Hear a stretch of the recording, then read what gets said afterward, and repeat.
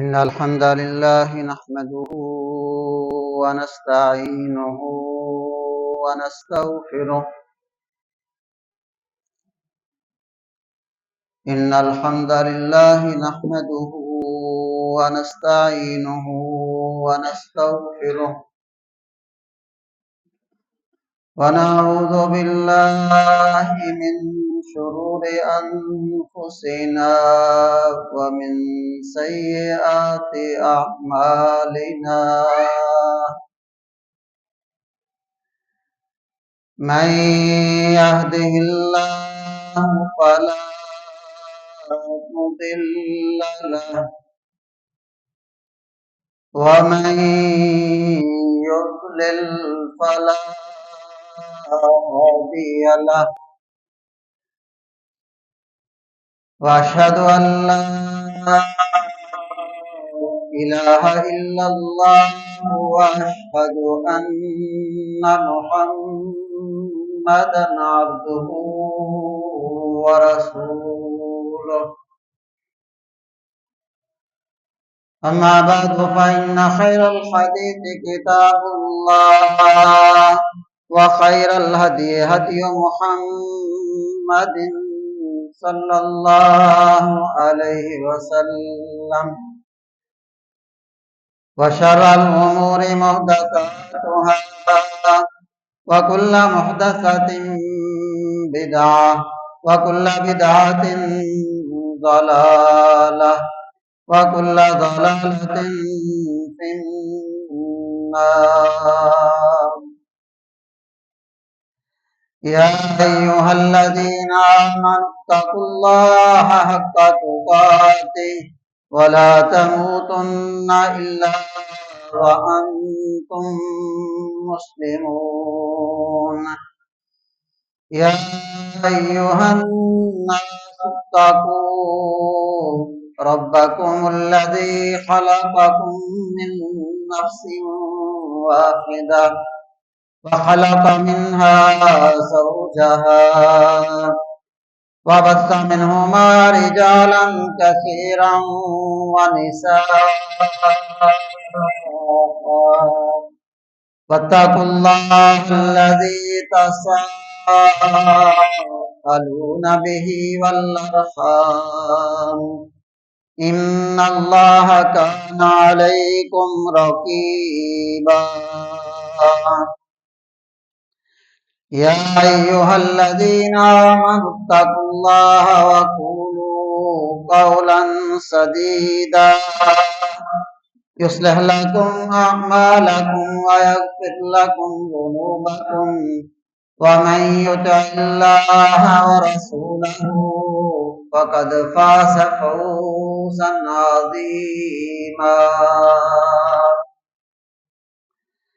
اللهم صل على محمد وعلى آل محمد كما صليت على إبراهيم وعلى آل إبراهيم إنك حميد مجيد. اللهم بارك على محمد وعلى آل محمد كما باركت على إبراهيم وعلى آل إبراهيم إنك حميد مجيد. أعوذ بالله السميع العليم من الشيطان الرجيم من همزه ونفخه ونفسه. وما خلقنا السماء والأرض وما بينهما باطلا ذلك ظن الذين كفروا فويل للذين كفروا من النار. أم نجعل الذين آمنوا وعملوا الصالحات كالمفسدين في الأرض أم نجعل المتقين كالفجار. كتاب أنزلناه إليك مبارك ليدبروا آياته وليتذكر أولو الألباب۔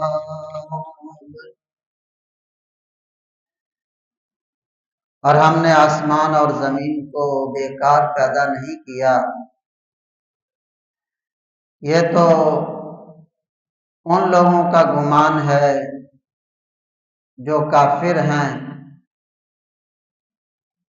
تو کافروں کے لیے آگ کے عذاب سے ہلاکت اور بربادی ہے۔ کیا ہم ان لوگوں کو جو ایمان لائے اور نیک عمل کرتے رہے، ان کو ان لوگوں کی طرح کر دیں گے جو زمین میں فساد مچانے والے؟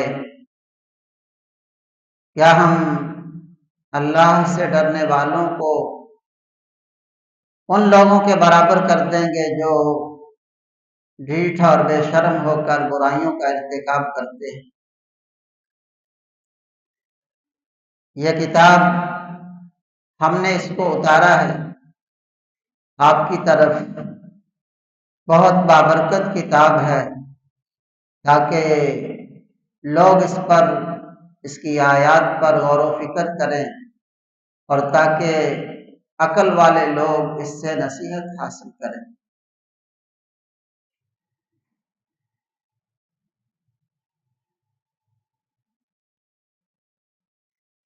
اللہ رب العزت جو ساری کائنات کا خالق اور مالک ہے، وہی اکیلا ساری کائنات کو بنانے والا خالق، مالک اور رازق ہے۔ وہی وحدہ لا شریک ہے، اس نے پوری کائنات کو بنایا، اور اس کائنات میں سب سے بہترین، سب سے افضل ترین مخلوق اللہ رب العزت نے انسان کو پیدا کیا۔ تو اللہ رب العزت نے زمین و آسمان کے اندر کوئی چیز بھی بیکار، رائیگاں اور فضول نہیں بنائی۔ ہر چیز کا اللہ رب العزت نے ایک مقصد رکھا ہے، اور رسول اکرم صلی اللہ علیہ وسلم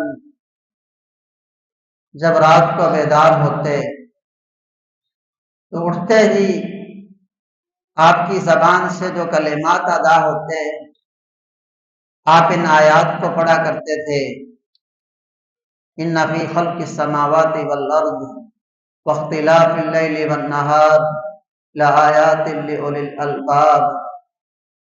یہ آسمان و زمین، اتنی بڑی مخلوقات،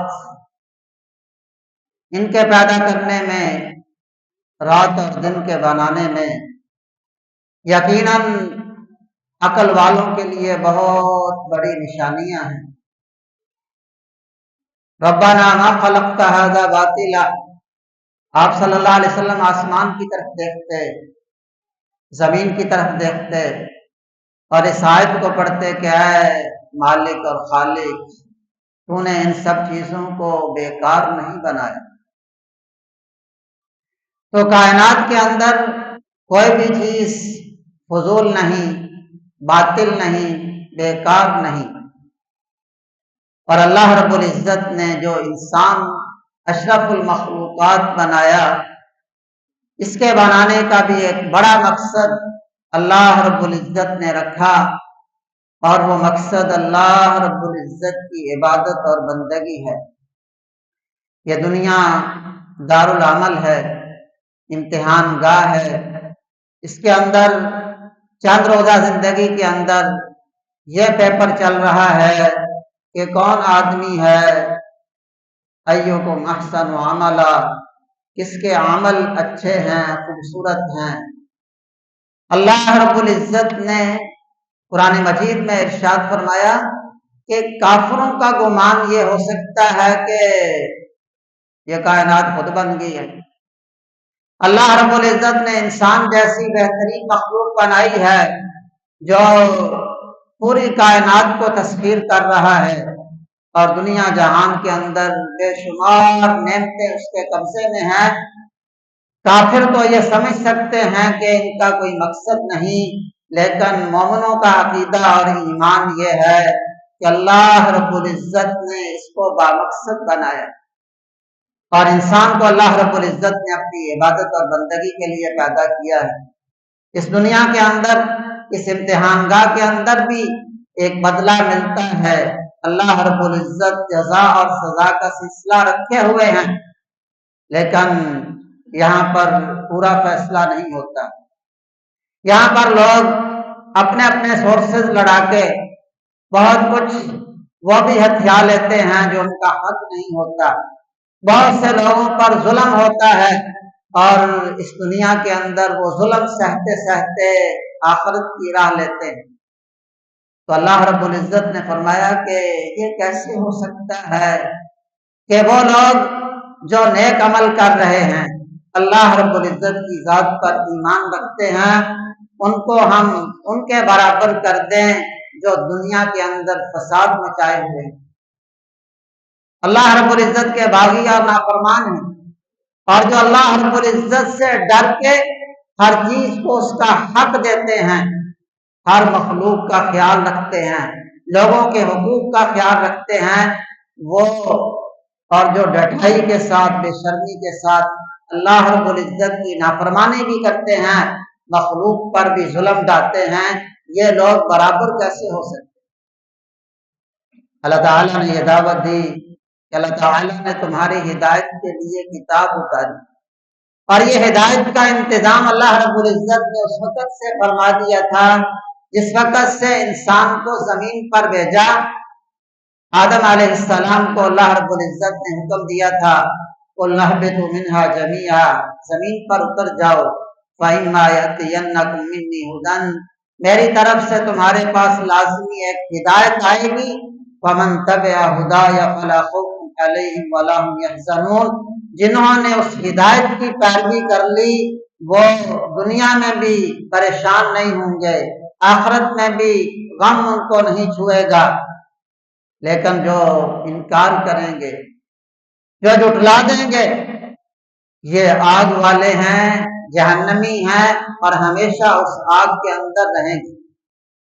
تو اللہ رب العزت نے آسمان سے اپنی طرف سے ہدایت نازل فرمائی، اور وہ ہدایت اللہ رب العزت نے تمام انبیاء کرام کے ذریعے مختلف کتابوں کی شکل میں اتاری اور نازل فرمائی۔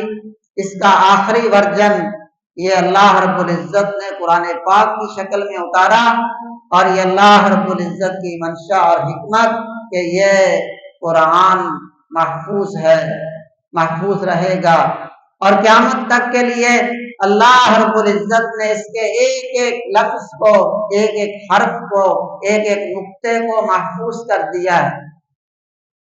اِنَّا نَحْنُ نَزَّلْنَا الذِّكْرَ وَإِنَّا لَهُ لَحَافِظُونَ، ہم نے اس قرآن کو اتارا ہے اور ہم ہی اس کی حفاظت کریں گے۔ حفاظت کرنا بھی ہماری ذمہ داری ہے۔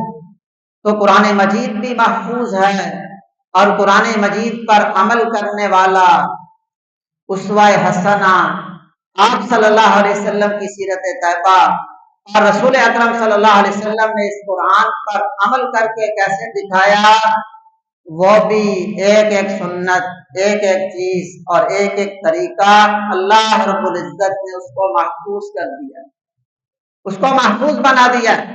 اس لیے عائشہ رضی اللہ تعالیٰ عنہ سے جب پوچھا گیا کہ بتائیے رسول اکرم صلی اللہ علیہ وسلم کے اخلاق کیا تھے، اخلاق آپ کے کیسے تھے، لوگوں کے ساتھ برتاؤ، رہن سہن، جینا، زندگی گزارنا، رویے اور کردار کیسے تھے؟ تو اما عائشہ رضی اللہ تعالیٰ عنہ نے ایک ہی لفظ بولا تھا، کان خلقہ القرآن، آپ صلی اللہ علیہ وسلم کا اخلاق تو قرآن تھا۔ جو قرآن مجید میں اللہ رب العزت نے فرما دیا، جو عقیدہ اور ایمان ہے، جو اللہ رب العزت نے عمل کرنے کے لیے آسمان سے اتارا ہے، اور جو رویے اخلاق اللہ رب العزت نے قرآن مجید میں بیان کیے ہیں، اگر کوئی مجسم قرآن دیکھنا ہو تو آپ صلی اللہ علیہ وسلم کی سیرت کو دیکھیں۔ اس لیے یہ ہدایت جو اللہ رب العزت نے آسمانوں سے اتاری، جس کے پاس اس ہدایت کا جتنا حصہ ہے وہ اتنا ہی سعادت مند ہے۔ دنیا کے اندر بے شمار نعمتیں اور اللہ رب العزت کی تقسیم مختلف ہے۔ اللہ رب العزت نے بہت سے لوگوں کو بہت نوازا ہے، اور قرآن مجید میں فرمایا ہے کہ کچھ لوگوں پر اللہ رب العزت رزق کو فراہم کر دیتا ہے، کچھ لوگوں پر رزق کو تنگ کر دیتا ہے۔ یہ سب زیادہ دے کر بھی اور کم دے کر بھی اللہ رب العزت کی طرف سے آزمائش ہے، لیکن ان سب نعمتوں سے بڑھ کر، کائنات کی سب دولتوں سے بڑھ کر وہ علم ہے، وہ ہدایت ہے جو اللہ رب العزت نے آسمانوں سے اتاری ہے۔ اور قرآن مجید میں اللہ رب العزت نے ارشاد فرمایا کہ وَمَن يُؤْتَ الْحِكْمَةَ فَقَدْ أُوتِيَ خَيْرًا كَثِيرًا، اللہ رب العزت جس کو چاہتا ہے اپنی طرف سے حکمت سے نوازتا ہے، اور فرمایا کہ جس کو یہ حکمت مل جائے اس کو خیر کثیر مل جائے۔ مفسر قرآن حضرت عبداللہ بن عباس رضی اللہ تعالیٰ عنہ ارشاد فرماتے ہیں کہ یہ حکمت قرآن مجید کا فہم ہے، قرآن مجید کی سمجھ ہے، قرآن مجید کا علم ہے۔ جو قرآن مجید کا فہم رکھتا ہے اس کے پاس یہ حکمت ہے، اور قرآن مجید نے یہ وعدہ کیا ہے وَمَن يُؤْتَ الْحِكْمَةَ فَقَدْ أُوتِيَ خَيْرًا كَثِيرًا، جس کو یہ حکمت عطا ہوئی ہے اس کو اللہ رب العزت کی طرف سے خیر کثیر ملی، خیر کثیر اس کے پاس ہے، سب سے بڑی خیر اس کے پاس ہے۔ حضرت معاویہ رضی اللہ تعالیٰ عنہ یہ حدیث بیان کرتے تھے، اور رسول اکرم صلی اللہ علیہ وسلم کے منبر پر کھڑے ہو کے انہوں نے یہ حدیث بیان کی کہ لوگوں، پیارے پیغمبر صلی اللہ علیہ وسلم نے ارشاد فرمایا تھا مَن يُرِدِ اللَّهُ بِهِ خَيْرًا يُفَقِّهْهُ فِي الدِّينِ، اللہ رب العزت اس دنیا کے اندر جس کے ساتھ بھلائی کا ارادہ فرما لیتا ہے، جس کو خیر عطا کرنا چاہتا ہے اور جس کو بہت زیادہ بھلائیوں سے نوازنا چاہتا ہے، اسے اللہ رب العزت دین کی سمجھ بوجھ، قرآن کی سمجھ بوجھ اور وحی کا علم عطا کر دیتا ہے۔ اس لیے یہ جو علم ہے جو اللہ رب العزت نے آسمانوں سے اتارا وحی کے ذریعے، قرآن مجید کا علم، یہ حقیقی علم ہے، یہ یقینی علم ہے، اور یہ العلم ہے۔ باقی علوم اور فنون انسان کے لیے فائدہ مند ہیں، انسان ان کو حاصل کرتا ہے، لیکن شاید ان کے بغیر کسی انسان کا گزارا ہو سکتا ہے، لیکن اس علم وحی کے بغیر کسی کا کوئی گزارا نہیں۔ اس کو جتنا کوئی حاصل کر لے، جتنا کوئی قبول کر لے، اس کے دل کی زمین جتنی زرخیز ہے، جتنا اس علم کو حاصل کر لیتا ہے اتنا ہی آدمی سعادت مند بن جاتا ہے۔ رسول اکرم صلی اللہ علیہ وسلم نے ایک مثال دے کے سمجھایا۔ حضرت ابو موسیٰ اشعری رضی اللہ تعالیٰ عنہ بیان کرتے ہیں، صحیح بخاری کی حدیث ہے کہ پیارے پیغمبر صلی اللہ علیہ وسلم نے خود ارشاد فرمایا مثل ما بعثني الله به من الهدى والعلم كمثل الغيث الكثير، اللہ رب العزت نے جو ہدایت اور علم دے کے مجھے بھیجا ہے، ہدایت اور علم دے کر مجھے مبعوث فرمایا، اس ہدایت اور علم کی مثال ہے کمثل الغیث الکثیر، جیسے آسمان سے بہت زیادہ موسلادھار بارش برسے۔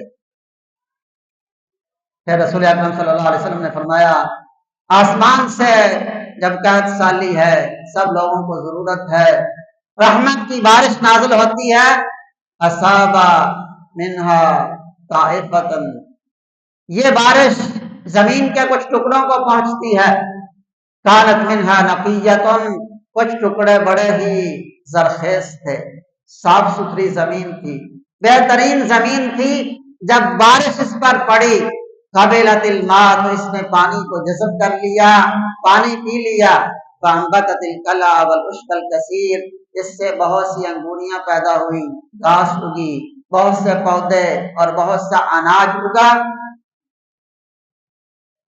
اور رسول اکرم صلی اللہ علیہ وسلم نے فرمایا کانت منہا اجادب، زمین کے کچھ ٹکڑے ایسے تھے جو سخت تھے، پانی کو جذب نہیں کر پائے، لیکن پانی وہاں پر جمع ہو گیا، پانی کا جوہر بن گیا، تالاب بن گیا، فنفع اللہ بہا الناس، اللہ رب العزت نے اس پانی کے ذریعے لوگوں کو فائدہ پہنچایا. فسقوا فشربوا وسقوا وزرعوا، انہوں نے خود پانی پیا، اپنے جانوروں کو پانی پلایا اور کھیتی باڑی کے لیے پانی کو استعمال کیا. اس زمین سے بھی اللہ رب العزت نے دوسرے بہت سے لوگوں کو فائدہ پہنچا دیا.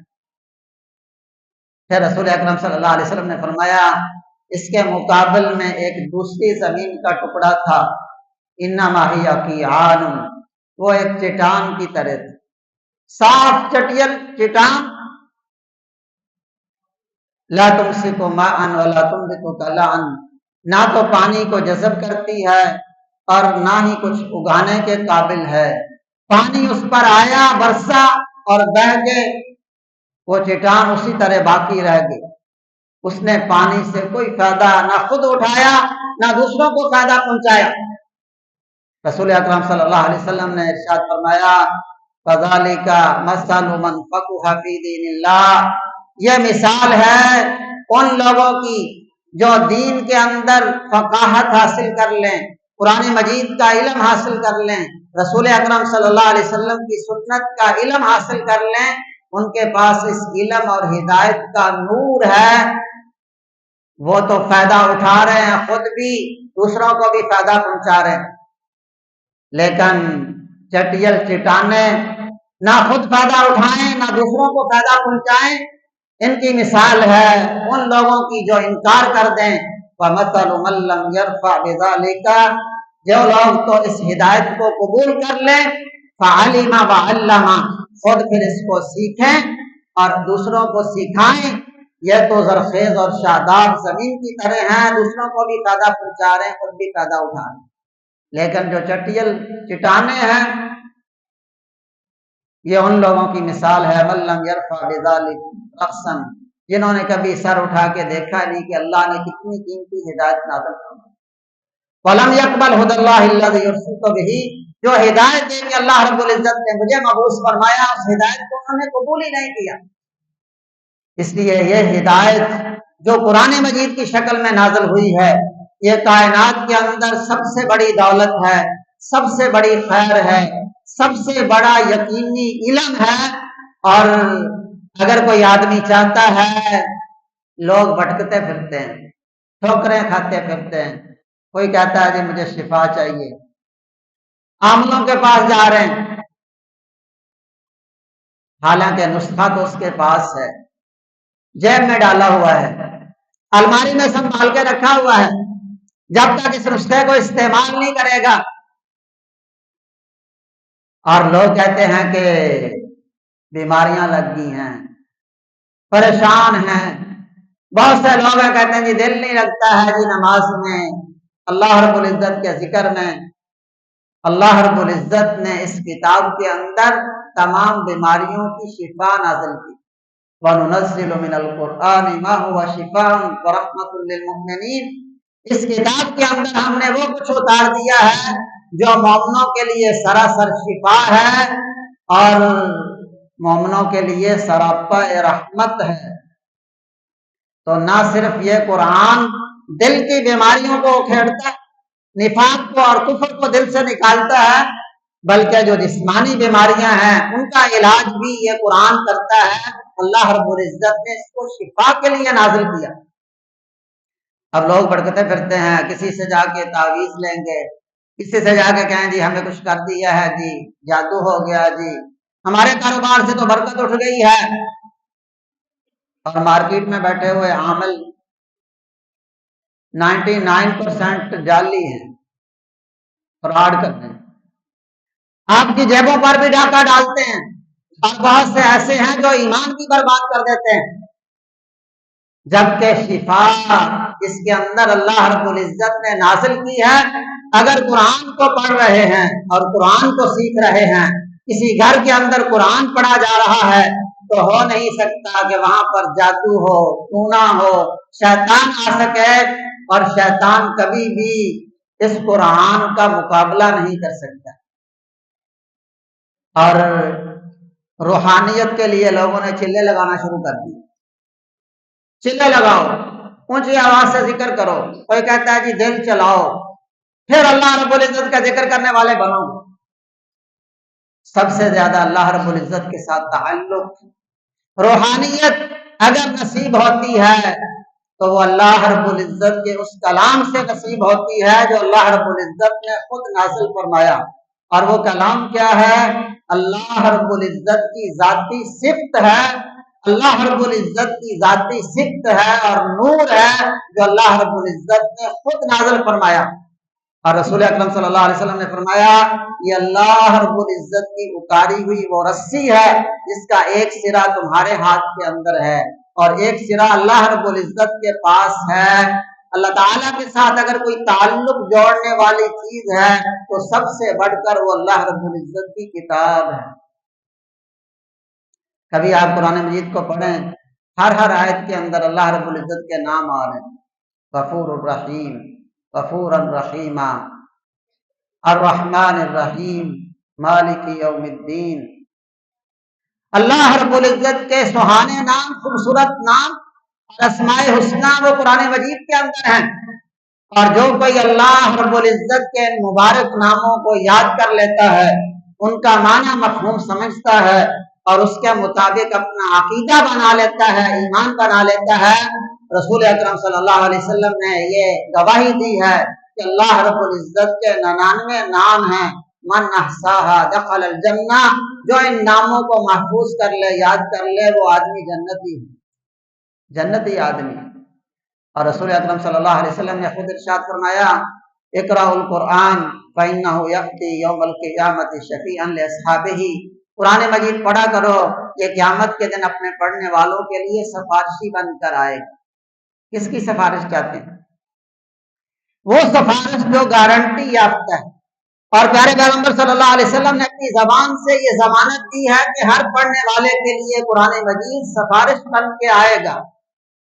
رسول اکرم صلی اللہ علیہ وسلم نے فرمایا قرآن پڑھا کرو، دوسری حدیث میں ارشاد فرمایا کہ قرآن گھر میں پڑھا کرو، گھروں کو قبرستان نہ بناؤ۔ قبرستان وہ جگہ ہے جہاں پر قرآن نہیں پڑھا جاتا، گھروں کے اندر قرآن پڑھو۔ آپ نے فرمایا کہ جس گھر میں قرآن پڑھا جاتا ہے یا پھر شیطان اس سے بھاگ جاتا ہے، اس سے نکل جاتا ہے، شیطان وہاں پر داخل نہیں ہو سکتا۔ اور آپ نے فرمایا قرآن پڑھو، یہ قیامت کے دن سب کے لیے سفارشی بن کے آئے گا۔ پھر آپ نے اس حدیث میں حکم دیا، صحیح بخاری صحیح مسلم کی حدیث ہے، اقرأوا الزہراوین، قرآن مجید کی 2 ابتدائی صورتیں ہیں، بڑی صورتیں ہیں، اور رسول اکرم صلی اللہ علیہ وسلم نے ان کا نام رکھا ہے زہراوین، روشن، نور، سفید اور روشن چمکتی ہوئی 2 صورتیں۔ آپ نے فرمایا یہ سورۃ البقرہ اور سورۃ آل عمران پڑھو، سورہ بقرہ اور سورہ آل عمران پڑھا کرو، فإنہما یاتیان یوم القیامت، یہ قیامت کے دن آئیں گی، اللہ رب العزت ان کو شکل عطا فرمائیں گے، اور فرمایا کہ انہما غمامتان، بادل کی شکل میں آئیں گے، اور بعض الفاظ میں ہے غیایتان، جیسے سائبان ہوتا ہے، چھتری ہوتی ہے، سائبان کی شکل میں آئیں گی۔ اور یہ فرمایا کہ انہما، یا ایسے ہوں گی جیسے پرندوں کے جھنڈ ہوتے ہیں اور صف در صف آسمانوں پر وہ چلتے ہیں، اور دونوں صورتیں آئیں گی تو حاجان عن اصحابہما، اپنے پڑھنے والوں کی یہ اللہ رب العزت کے سامنے سفارش کریں گے، اللہ رب العزت سے سفارش کریں گی۔ اور رسول اکرم صلی اللہ علیہ وسلم نے فرمایا اقرأوا سورۃ البقرہ، سورۃ البقرہ پڑھو۔ سورۃ البقرہ کا پڑھنا آپ نے فرمایا فإن أخذها برکۃ، جو سورۃ البقرہ کو حاصل کر لیتا ہے، اس کو سیکھ لیتا ہے، اس کو پڑھنا شروع کر دیتا ہے، اپنے گھر کے اندر اس کی تلاوت کرتا ہے، اسے تو برکتیں ہی برکتیں نصیب ہوتی ہیں۔ وَتَرْكَهَا حَسْرَةٌ، جو چھوڑ دیتے ہیں، یہ نہیں کرتے، وہ حسرت اور پشیمانی کا شکار ہوتے ہیں۔ وَلَا يَسْتَطِيعُهَا الْبَطَلَ، اور آپ نے یہ ضمانت دی کہ جھوٹے لوگ، جادوگر لوگ، مکار کرنے والے اور فراڈ کرنے والے، باطل پرست لوگ اس صورت کا مقابلہ نہیں کر سکتے۔ تو علاج آپ کی جیب کے اندر ہے، آپ کے گھر میں رکھا ہوا ہے۔ اگر قرآن مجید کو گھر کے اندر پڑھا جاتا ہے تو शिफा भी नसीब होती है। और रसूल अकरम सल्लल्लाहु अलैहि वसल्लम ने तो सूरतुल बकरा के बारे में गारंटी दी है कि जिस घर में ये सूरत पढ़ी जाती है उस घर से शैतान भाग जाता है। और रसूल अकरम सल्लल्लाहु अलैहि वसल्लम ने फरमाया इसी सूरत के अंदर एक वो आयत भी है जो कुरान मजीद की सबसे आज़म आयत, सबसे अजीम तरीन आयत है, वो आयतुल कुर्सी है। आपने गार्ड भी बिठा लिए हैं, ठीक है, वसाइल को इख्तियार करना चाहिए, लेकिन असल हिफाजत अल्लाह रब्बुल इज्जत की तरफ से है। और अगर अल्लाह रब्बुल इज्जत की तरफ से आदमी महफूज है, हिफाजत के अंदर है, तो बड़े से बड़े नुकसान से बच सकता है, बड़े से बड़े हादसात में भी आदमी को अल्लाह रब्बुल इज्जत बचा लेता है, महफूज रखता है। अगर हिफाजत का कोई सबसे बड़ा जरिया है तो अल्लाह रब्बुल इज्जत की कलाम है। वो हज़रत अबू हुरैरा रज़ी अल्लाह ताला अन्हु की हदीस आपने सुनी है कि शैतान आता था और सदके के माल में से चोरी करके ले जाता था। आखिर पे वो ये बता गया कि जब रात को सोने लगो बिस्तर पर आओ तो आयतुल कुर्सी पढ़ लो, ला यक़रब का शैतान। इससे फायदा ये होगा कि अल्लाह रब्बुल इज्जत की तरफ से हमेशा एक हिफाजत करने वाला आपके लिए मुकर्रर होगा जो आपकी हिफाजत करेगा, और शैतान कभी आपके करीब नहीं आ सकेगा, शैतान कभी आपके करीब नहीं आ सकेगा। ऐसे ही रसूल अकरम सल्लल्लाहु अलैहि वसल्लम ने इरशाद फरमाया मन करा आयतैन मिन सूरतिल बकरा कफताहु, रात को सोते हुए सोने से पहले जो सूरतुल बकरा की आखिरी 2 आयतें पढ़ ले। आपने फरमाया ये वो नूर है जो अल्लाह रब्बुल इज्जत ने मुझे खास तौर पर अता की। सूरतुल बकरा उसकी आखिरी 2 आयतें आमन रसूल बिमा उनजिला इलैहि मिन रब्बिहि वल मुमिनून, यहां से लेकर आखिर तक रसूल अकरम सल्लल्लाहु अलैहि वसल्लम ने फरमाया जो इन 2 आयतों को रात में पढ़ ले, ये आयतें उस आदमी के लिए हर किस्म की मुसीबत से, बीमारी से, हर किस्म के खौफ से काफी हो जाती है। तो अल्लाह रब्बुल इज्जत ने जो किताब हमें अता की है कुरान मजीद की शक्ल के अंदर, वो अल्लाह रब्बुल इज्जत की तरफ से नाजिल करदा वही है। और उसके अंदर अल्लाह रब्बुल इज्जत ने इंसानों के लिए हिदायत का पैगाम उतारा है। और अगर कोई चाहता है कि मेरा सीना भी उस हिदायत के साथ मुनव्वर हो जाए जो अल्लाह रब्बुल इज्जत ने आसमानों से उतारी, तो फिर कुरान मजीद के साथ उसका ताल्लुक बहुत मजबूत होना चाहिए, बहुत मजबूत होना चाहिए। अफसोस है कि आज आपके बच्चे, मेरे बच्चे, वो दुनिया जहान के इल्म पढ़ रहे हैं, इसके लिए कोई 14 साल लगा रहा है, कोई 16 साल लगा रहा है, कोई 18 साल तक पढ़ रहा है, लेकिन कुरान से नाबलद है। याद रखिए ये इल्म असल में हिदायत है। ये इल्म वो है जो अल्लाह रब्बुल इज्जत की पहचान भी करवाता है, और ये इल्म है जो मखलूक के हुकूक भी बताता है, जो आदमी को यह भी सिखाता है कि वालिदैन का हक क्या है, रिश्तेदारों का हक क्या है, दूसरे लोगों के क्या हुकूक हैं। अगर ये कुरान मजीद को आदमी हासिल ना करे, बाकी सारे उलूम को हासिल कर ले, तो ये आदमी की बदबख्ती है। लेकिन अगर कुरान मजीद उससे हासिल हो जाए, कुरान मजीद का इल्म उसके पास है, तो ये कायनात के अंदर सबसे ज्यादा सआदतमंद शक्ल है। जितना नूर इसको हासिल हो जाए उतना ही ये आदमी मुनव्वर है। अल्लाह रब्बुल इज्जत की वही को अपने सीने में महफूज करे। तो कुरान मजीद अल्लाह रब्बुल इज्जत ने हिदायत के लिए उतारा, और इसलिए नहीं कि ये सिर्फ सजा के रख दिया जाए, ताकों में सजाया जाता हूँ और पढ़ के सुनाया जाता हूँ। हर जगह पे दम भी हो रहे हैं और हर मजलिस के अंदर तिलावत भी हो रही बरकत के लिए। ये तो उस मालिक का फजल और करम है, इसका पढ़ना भी इबादत, कुरान मजीद के अल्फाज को सीखना भी इबादत, और कुरान मजीद का माना मफहूम जानना ये भी इबादत।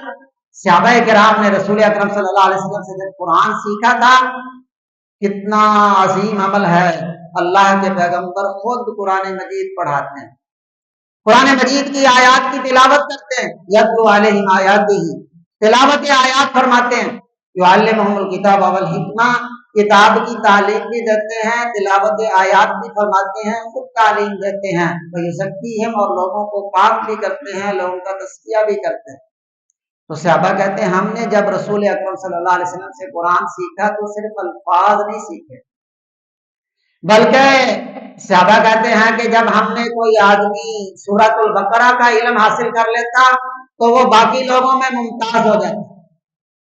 آج تو پھر وائے ناکامی متائے کارواں جاتا رہا۔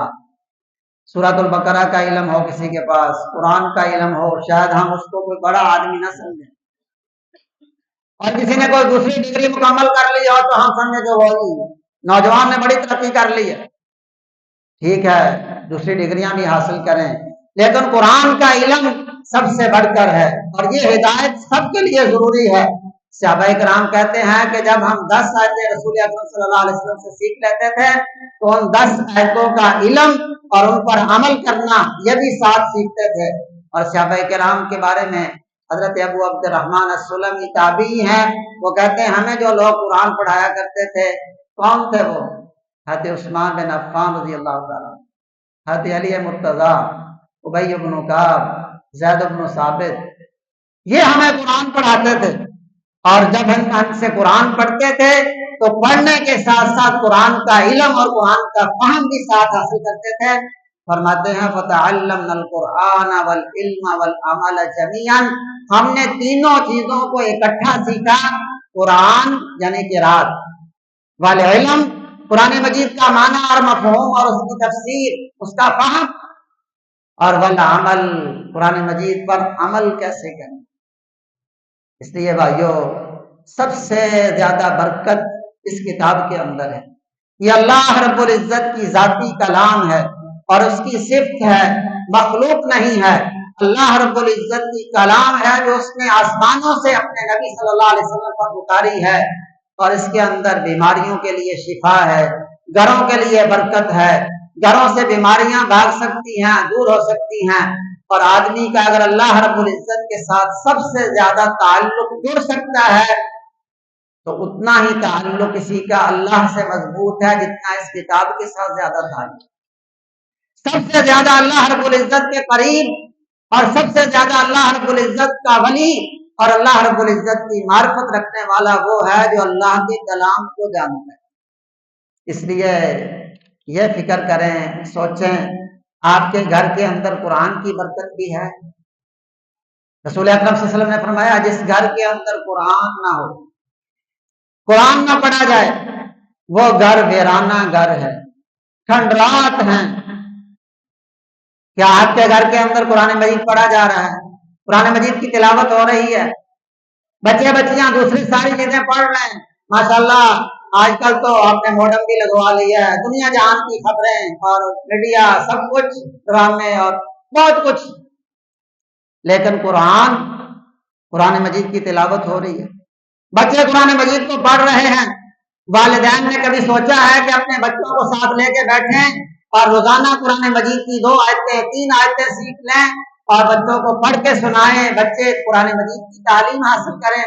رسول اکرم صلی اللہ علیہ وسلم تو فرماتے ہیں کہ صبح سویرے کوئی آدمی وادی عقیق یا وادی بطحان میں جائے، وہاں سے 2 موٹی تازی اونٹنیاں اس کو بغیر کسی معاوضے کے مل جائیں، اس سے بہتر یہ سمجھے 2 لینڈ کروزر۔ عرب کا اس وقت کا بہترین مال وہ اونچی کوہان والی سرخ اونٹنیاں تھی۔ آپ نے فرمایا 2 آیتیں قرآن مجید کی سیکھ لے، یہ 2 اونٹنیوں سے بہتر، 3 سیکھ لے 3 سے بہتر، 4 سیکھ لے 4 سے بہتر۔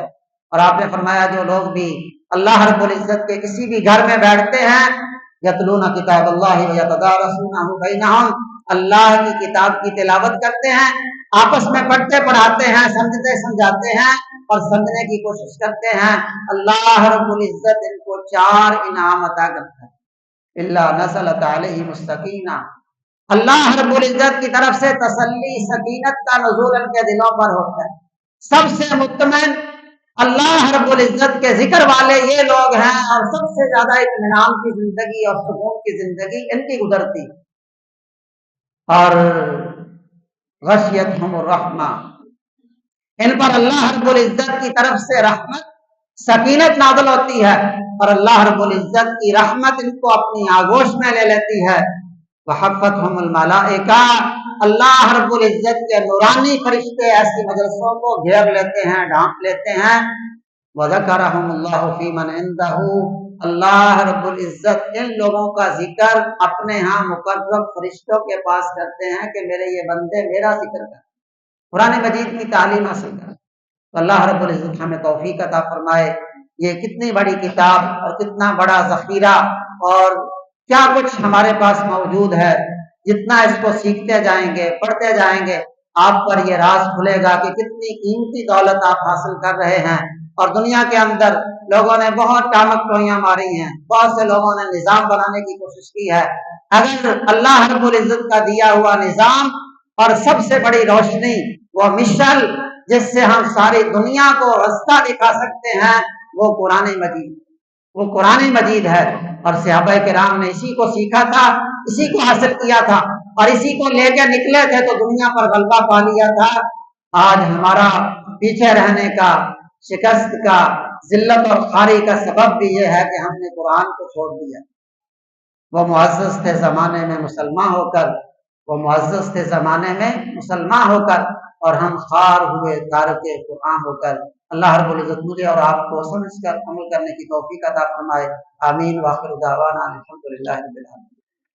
ان الحمد لله نحمده ونستعينه ونستغفره ونعوذ بالله من شرور انفسنا ومن سيئات اعمالنا، من يهده الله فلا مضل له ومن يضلل فلا هادي له، واشهد ان لا اله الا الله وحده لا شريك له، واشهد ان محمدا عبده ورسوله، اما بعد فان خير الحديث كتاب الله، وخير الهدي هدي محمد صلى الله عليه وسلم، وشر الامور محدثاتها، وكل محدثة بدعة، وكل بدعة ضلالة، وكل ضلالة في النار۔